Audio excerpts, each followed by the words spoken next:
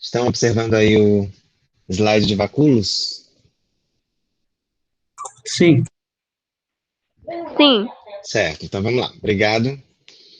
Gente, uma das características, falando ainda das características importantes das células vegetais, uma das características que não é exclusiva de células vegetais, mas que tem uma função e que tem uma estrutura específica na célula vegetal, são os vacúolos, né? São aquelas bolsas membranosas bem cheias de líquido que podem acontecer ou que podem ocorrer nos variados tipos de células vegetais, tá certo? O vacúolo, na verdade, ele é uma estrutura muito desenvolvida na célula vegetal e tem funções específicas, tá? Ah, em algumas células mais desenvolvidas, ou em alguns tecidos, em que você precisa ter o protoplasto ou protoplasma, né? Vivo o tempo inteiro por causa da excessiva carga do metabolismo, o vacúolo ele é bastante desenvolvido, certo? Então, assim, quando você tem um vacúolo completamente desenvolvido dentro de uma célula vegetal, ele vai mais ou menos preencher praticamente todo o espaço da célula vegetal, de maneira que as outras partes da célula, como o citoplasma, o núcleo, as organelas, vão ficar completamente espremidas entre o vacúolo e a membrana plasmática. Isso não é ruim para a célula, porque isso pode ser uma estratégia que a célula tem para crescer. Mas aí eu explico depois essa característica. Então, assim, na maioria das células que possuem vacúolos bem desenvolvidos, o vacúolo ele preenche basicamente de 85 a 95% do volume celular, tá certo? Por que que eu disse inicialmente que os vacúolos não são exclusivos de células vegetais? Porque em alguns seres unicelulares, por exemplo, né, existem outros também. Em alguns seres unicelulares aquáticos, como por exemplo alguns protozoários, né, você tem a presença dessas bolsas membranosas, que geralmente são cheias de líquido também. Só que a função dessas células é principalmente homeostática, aliás, é principalmente regular a quantidade de água que tem dentro da célula. Porque, como a gente viu na aula passada, a célula ela não tem um controle direto de entrada e saída de água, né, pela membrana. Isso ela não consegue controlar. É claro que ela pode ter algumas estratégias que podem diminuir a perda de água ou diminuir a entrada de água, mas o controle total da entrada de água ou da saída de água, ela não tem, porque a água tem muita afinidade com com a membrana e, apesar de ela ser, por exemplo, duas camadas de fosfolipídios, né? Ela está organizada de maneira a ter uma afinidade maior com a água e também existem algumas proteínas que formam canais, né, que a gente chama de aquaporinas. Então essas proteínas elas podem aumentar ou facilitar a entrada ou a saída de água dentro da célula.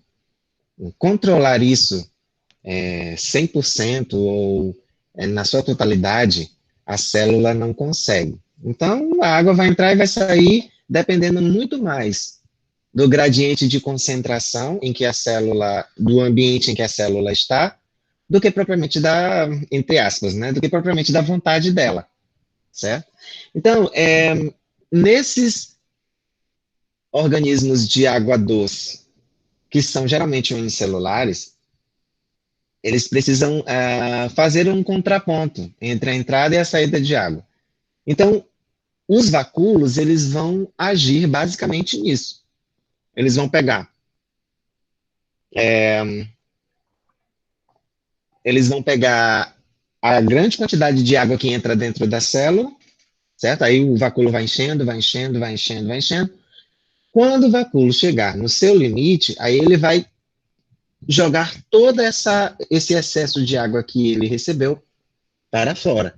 E isso faz com que a célula não estoure, ou seja, mantenha relativamente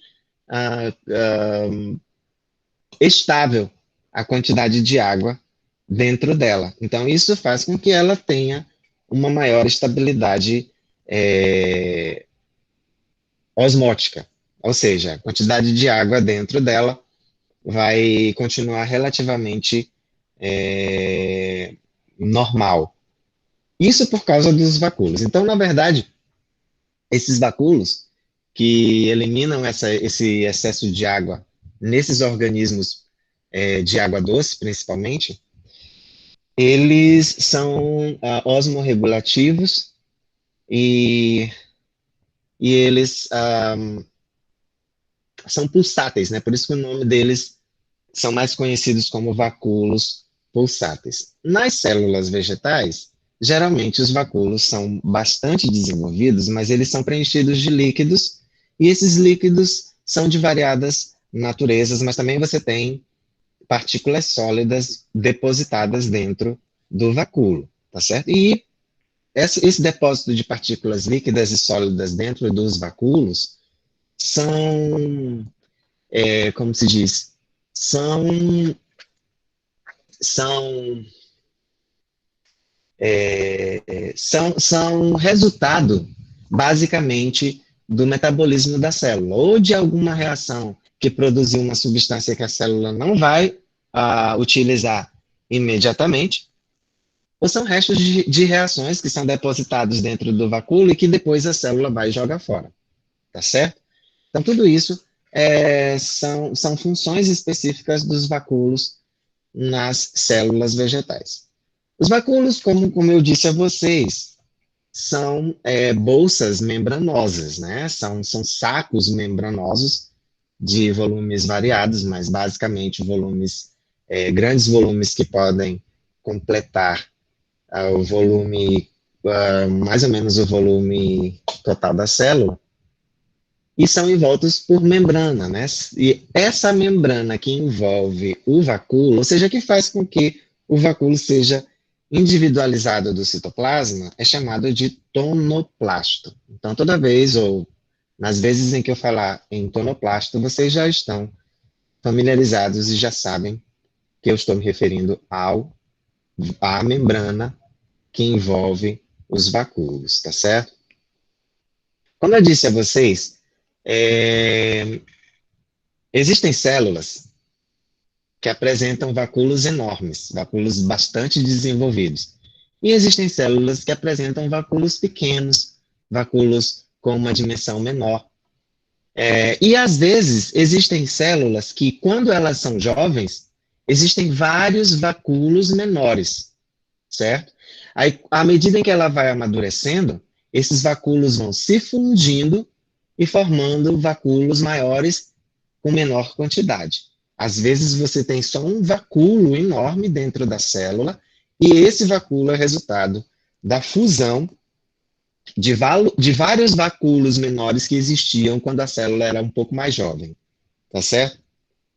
Então, às vezes, existem órgãos que, que não há necessidade de divisão celular para aquele órgão crescer. Tá? Ele precisa de um volume, de uma dimensão maior, mas ele não precisa que as células que compõem esse órgão se dividam para que ele cresça, porque o normal é esse. Se você vai ter um órgão que vai crescer, esse crescimento vai envolver divisão celular. Mas em alguns momentos, esse órgão ele precisa adquirir uma dimensão maior, mas ele não envolve divisão celular. Então, o que ele faz para aumentar o seu as suas dimensões para crescer um pouco? Exatamente, ele aumenta a quantidade de líquido dentro do vacúolo. Uma vez que o vacúolo aumenta em dimensão, consequentemente, respeitando uma determinada, uma determinada proporção, o vacúolo também vai fazer com que a célula aumente em tamanho ou aumente em dimensões. Isso faz com que o órgão também aumente em dimensões, mas isso é reversível, porque como a célula não se dividiu, ela apenas jogou água ou jogou substâncias líquidas dentro do vacúolo para poder aumentar um pouco a sua dimensão, ela pode reverter essa situação, tirando essa água ou tirando esse líquido também do vacúolo. Então, ela vai também diminuir as suas dimensões, caso ela também diminua as dimensões de seus vacúolos ou do vacúolo mais desenvolvido, tá certo? Então, na verdade, o aumento de líquido dentro do vacúolo pode ser uma estratégia de aumento celular. E esse aumento pode ser reversível, né? Como eu expliquei. Se você joga mais água ou líquido dentro do vacúolo, a célula vai crescer porque ela vai aumentar aumentar a sua dimensão. Se você tira essa água ou essas substâncias líquidas do vacúolo, a célula também pode diminuir a sua dimensão, porque ela vai perder a água que estava lá dentro do vacúolo, e aí, consequentemente, ela vai diminuir um pouco mais, certo? A maioria das substâncias que estão dentro do vacúolo, né, das células vegetais, têm origem líquida, ou seja, tem natureza líquida. Mas, como eu disse a vocês, existem substâncias de variadas naturezas dentro do vacúolo. Isso depende do metabolismo da célula, né? Porque a célula pode produzir várias substâncias no seu metabolismo, e aí ela vai ter pelo menos duas, como eu disse, vai ter duas possibilidades. Ou ela armazena a substância para utilizar depois, ou ela armazena a substância para jogar fora, para excretar depois. Tá certo? Alguém queria falar? Professor? Diga. Valtemir, professor, eu estava tentando entrar na sua aula com outra conta, porque o meu celular, né, não acessa a conta acadêmica. Aí eu tô sem condição de comprar o celular. Aí, aqui o notebook que eu acesso, a energia estava fraca, aí eu não podia conectar ele, porque de repente eu podia queimar ele e ficar no prejuízo, né? Aí, por isso que eu tenho vezes que eu tento entrar através da outra conta. Aí eu já expliquei a situação para a Vivian, a dona Viva disse que ia falar com todos os professores, aí com vocês todos, aí muitos eu já falei a minha situação, aí Certo. muitos aceitam, aí Não, eu tudo estou bem. justificando logo para você. É porque você tentou entrar e eu não sabia disso. Certo? Como a gente tem a possibilidade aliás, como a gente tem o, o conselho lá pra gente, não deixar entrar, por isso que eu não deixei, tá bom? Então, continuando, vamos lá. Então, dentro do vacúolo tem várias substâncias é, de variadas naturezas, né? Líquidas, sólidas, gasosas, inclusive gases são armazenados no vacúolo também. E, e essas naturezas químicas também variam. Existem substâncias com afinidade com a água, existem lipídios, glicídios, gorduras, tudo isso dentro do vacúolo, certo? As substâncias calcificadas, etc. Então, o conjunto de todas essas substâncias que estão dentro do vacúolo, e qualquer substância que esteja dentro do vacúolo, é chamada substância ergástica. Então, o que é uma substância ergástica? Uma substância que é armazenada dentro do vacúolo, que está presente dentro do vacúolo numa célula vegetal. Essa substância, como eu disse a vocês, pode ser utilizada depois pela célula, ou ela vai ser jogada no vacúolo, para ser armazenada no vacúolo ali por um tempo, e depois a célula pega essa substância e excreta ou joga fora, tá certo? O recurso homeostático eu já expliquei, que é exatamente a forma de você manter temperaturas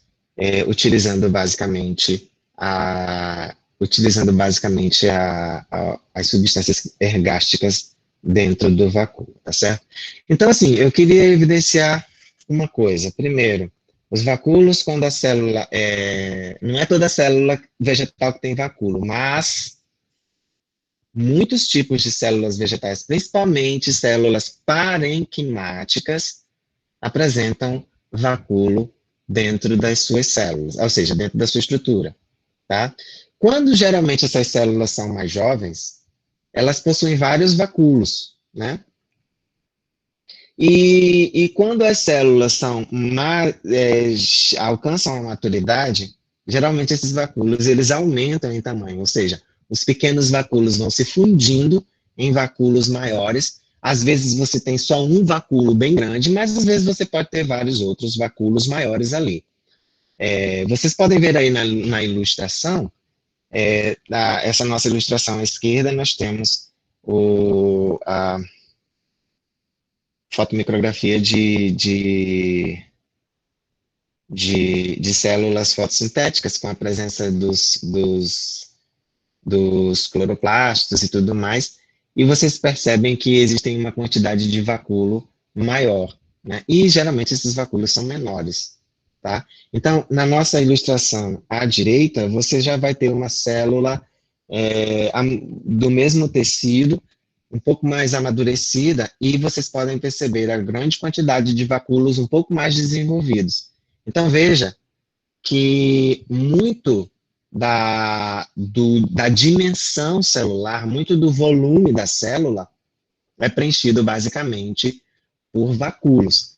E todas as outras partes dentro da célula ficam como se fossem espremidas, né? Entre os vacúolos e a membrana plasmática, a parede celular também, que é fina, que é somente feita de parede celular primária, tá certo? Então, essas são as funções básicas do vacúolo na célula vegetal. Eu vou mostrar aqui para vocês, eu vou só fazer isso aqui, porque depois dá problema. Estão vendo aqui essa ilustração? Taninos armazenados em vacúolos? Sim. Certo, então continuando. Veja só, isso aí isso é uma fotomicrografia de folha de uma planta, não lembro o nome da planta, que produz tanino, né? E se você observar, essa parte em preto é o vacúolo dessa célula que está completamente preenchido de tanino, tá certo? Todas as células desse tecido vão ter pelo menos um vacúolo bem grande, com dimensões bem avantajadas, e dentro desse vacúolo o tanino vai estar armazenado, certo? Essas células aí fazem parte de folhas de plantas que, se por exemplo, o herbívoro for comer, ele vai sentir aquele gosto travoso.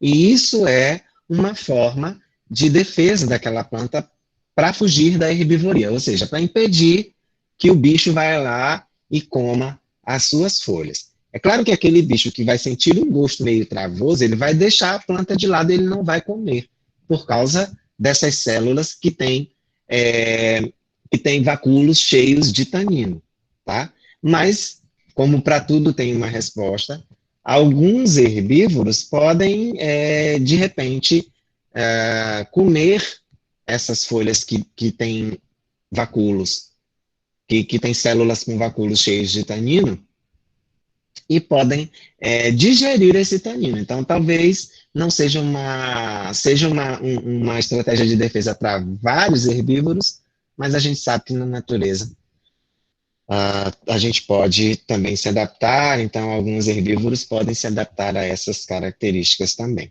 Tá? Então, só para ilustrar essa ilustração aqui, essa micrografia, fotomicrografia. Então, assim, eu tenho aqui, olha, dentro dos vacúolos, também alguns cristais, né, dentro lá dos vacúolos, porque nós temos variadas substâncias dentro do vacúolo, ou seja, as substâncias ergásticas que estão ali dentro do vacúolo têm várias naturezas. Dentre elas, os cristais são muito importantes. O que são esses cristais? São cristalizações de substâncias no interior celular que apresentam formas variadas e geralmente valor taxonômico. O que é um valor taxonômico? É uma característica que é fácil para os estudiosos considerarem para separar as espécies. Então, por que isso? Porque existem plantas que só produzem alguns tipos de cristais. Então se essas plantas produzem esses tipos de cristais, então elas são desse grupo.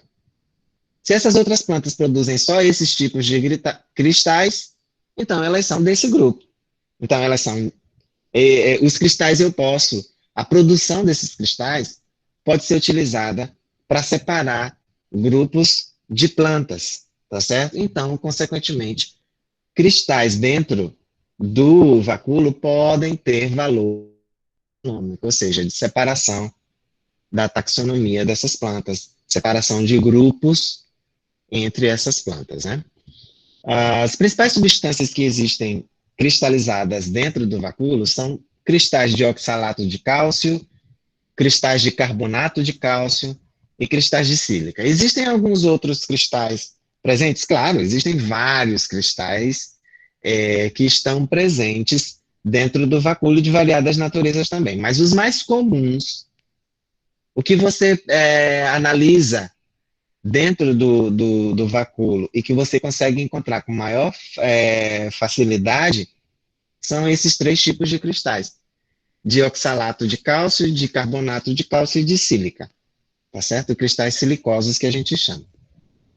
Dentre esses variados cristais dessas naturezas, nós temos vários tipos de cristais, né? Nós temos as drusas, os rafídeos, os grãos de cristal e os corpos silicosos e os cistólitos, tá? Então, veja só, as drusas são os cristais, basicamente cristais de oxalato de cálcio, mas também você pode encontrar cristais de sílica também, que tem forma esférica, né? Uma esferazinha, ou lembra esferas. Os rafídeos, na verdade, são cristais aciculares, né? Em forma de agulhas, geralmente eles são formados em feixes, assim, são encontrados em feixes, e tem aquelas formazinhas de agulhas, por isso o nome é aciculares, tá? Você tem os cristais granulares, aqueles que formam grãos, e você tem os corpos silicosos. Esses corpos silicosos são basicamente como o nome diz, né? Silicosos são formados de sílica. E geralmente eles são amorfos. O que é uma substância amorfa? Que não tem uma forma definida. Você pode encontrar esses corpos silicosos de variadas formas. O que vai caracterizar basicamente eles é que eles são feitos de sílica. Se você for analisar a substância em maior quantidade dentro desses corpos, você vai ver que a sílica é a mais comum, tá certo? E aí você tem também os cistólitos. E isso é interessante porque os cistólitos, na verdade, são cristais muito grandes, muito avantajados, com dimensões muito grandes, que às vezes eles preenchem, né? Claro que eles estão lá dentro do vacúolo. Eles preenchem basicamente toda a extensão do vacúolo e, consequentemente, por eles serem cristais e serem sólidos, eles preenchem basicamente toda a extensão da célula que contém esse vacúolo, tá certo? E geralmente o nome dessas células são células especializadas chamadas de litocistos. Então, eu tenho os cistólitos, que são os vacúolos cistólitos, que são cristais bastante grandes, bastante avantajados, que estão dentro dos vacúolos das células chamadas de litocistos, tá certo? Por que esses cistólitos preenchem praticamente todo o espaço do vacúolo? Eles geralmente não têm uma forma definida. O que vai definir a forma deles é a forma, basicamente, do vacúolo e da célula, ou seja, a forma do litocisto, tá certo? Então, isso aí também a gente pode chamar os cistólitos de corpos amorfos também, que vai depender do tipo de forma que eles vão apresentar, tá bom? Então, assim, a gente vai mostrar agora aqui o... Professor, rapidão, Oi, antes de diga, você passar para isso aí. diga. Esse slide anterior, tem os. Deixa eu abrir aqui o meu. Eu estava numa dúvida aqui. Esses litocitos, eles, como você falou, eles não têm uma forma definida. Na verdade, os cistólitos não têm forma definida. Isso, cistoles. Litocitos são as células que contêm os cistólitos. Ah, tá. Fiquei nessa dúvida, porque são nomes parecidos. Cistólito é o cristal, que está dentro do vacúolo. Esse cistólito que está dentro do vacúolo, eles estão dentro de células especiais chamadas litocistos. Entendeu? Sim, sim. Agora sim. Valeu. Certo. Deixa eu passar aqui. Não quero problemas. Bom, esses aqui são exemplos ilustrativos dos tipos de cristais que nós podemos encontrar dentro do vacúolo de algumas células. Então, nós temos as drusas, nós temos os grãos primáticos, os rafídeos e, como eu disse, os cistólitos, né, que são os cristais um pouco maiores que estão dentro de células especiais chamadas de litocistos. Então, veja na letra A aí, ó, uma drusa que mais parece uma estrelinha, né? Mas é claro que se você observar, ela vai ter uma forma um pouquinho mais esférica. É claro que você tem ali os espinhos dela, mas a forma dela especificamente lembra uma esfera, tá certo? Então, na letra B você tem os grãos primáticos e os rafídeos na letra C. Como eu disse a vocês, rafídeos são cristais que geralmente apresentam uma forma de agulha, né? Por isso o nome aciculares. Geralmente esses cristais eles são encontrados em feixes, né? Esses rafídeos. É muito raro você encontrar um rafídeo, como eu digo, individualizado, ou seja, sozinho.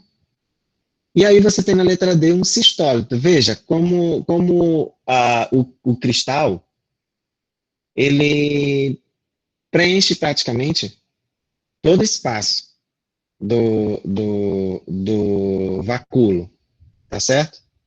Praticamente todo o espaço do vacúolo ele está preenchendo ali. Então, veja também que existe uma célula que contém esse vacúolo com esse cristal. Essa célula é chamada de litocisto. Então, existem várias espécies que produzem células chamadas de litocistos, tá certo? É claro que a ilustração superior são esquemas, né? E aí você tem aqui embaixo as ilustrações, a ilustração inferior, onde você tem algumas drusas, né? Fotomicrografia de drusas e também fotomicrografia de rafídeos, né? Na letra A e na letra C, tá certo? Então são ilustrações para a gente poder dar uma olhada, basicamente, nesses cristais que são utilizados para várias coisas na botânica, ou seja, você pode conhecer as plantas, basicamente, pelo tipo de cristal que ela produz. E isso também é funcional para quem estuda os variados tipos de vegetais de angiospermas que a gente tem. Lembrando, gente, que substâncias ergásticas são todas as substâncias que estão dentro do vacúolo, tá certo? Então, pode ter variadas naturezas, não é só o líquido, não. Então, substâncias líquidas, substâncias sólidas, substâncias gasosas, Substâncias de variadas naturezas químicas, basta que elas estejam armazenadas dentro do vacúolo para serem consideradas substâncias ergásticas. Não é só o líquido que é a substância ergástica. Então, na verdade, nessa perspectiva, os cristais também podem ser considerados substâncias ergásticas, tá certo? Alguma dúvida até aí? Bom, então era isso sobre vacúolos, né? A gente amanhã continua com a discussão sobre plastídeos, e aí mais desmossomos para encerrar essas características. E amanhã também a gente discute sobre os principais tipos de tecidos que nós podemos encontrar nas plantas, nas plantas terrestres, mais especificamente as angiospermas. Eu vou parar aqui o compartilhamento. Vou voltar para a nossa turma. E parar a gravação, porque, na verdade, hoje eu resolvi gravar a aula, tá?